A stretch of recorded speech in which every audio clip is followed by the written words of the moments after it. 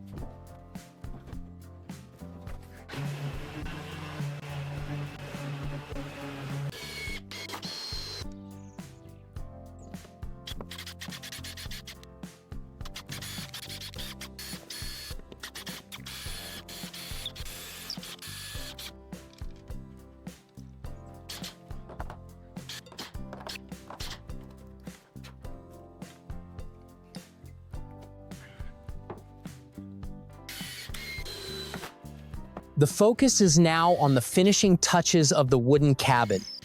The man carefully installs a rustic vertical plank door, securing its long black hinges with a power drill.